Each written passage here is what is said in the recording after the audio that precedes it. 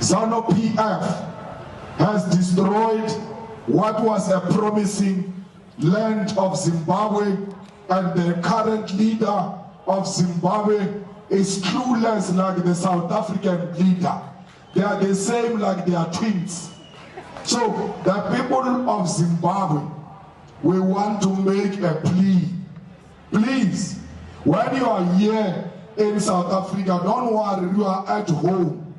But when there are elections at home, go there in your numbers. Go and vote and remove that nonsense that is happening in Zimbabwe.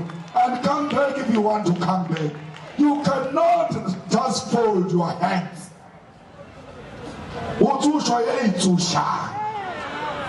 The people of Zimbabwe must rise here in South Africa and go and vote for a proper government in Zimbabwe. If they want to come back, they are welcome, no problem. But let's help each other so that there is a proper government in Zimbabwe, and we'll bring a proper government in South Africa. We become one big family.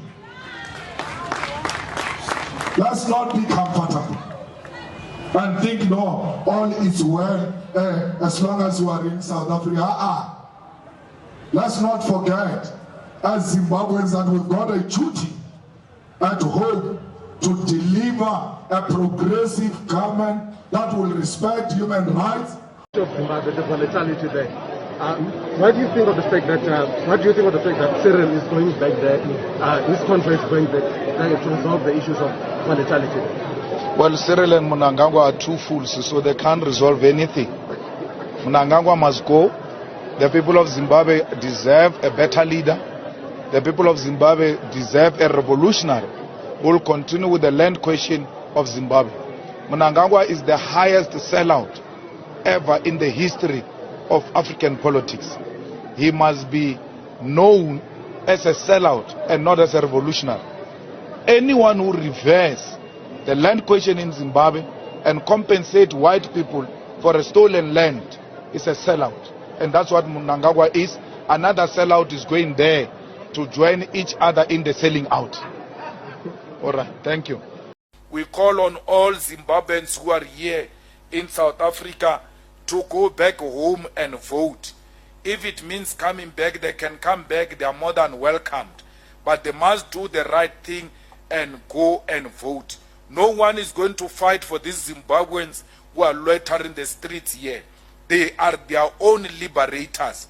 For once, they must take responsibility and get into buses and go home and vote.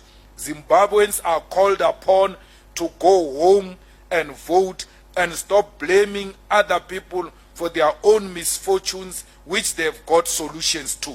And that solution is August 23, 2023, where they will vote for a government of their choice, which will restore peace and prosperity in that beautiful country. If they need help to go back home to go and vote, they must approach the EFF offices. We'll be more than happy to rent buses for them to go home and vote.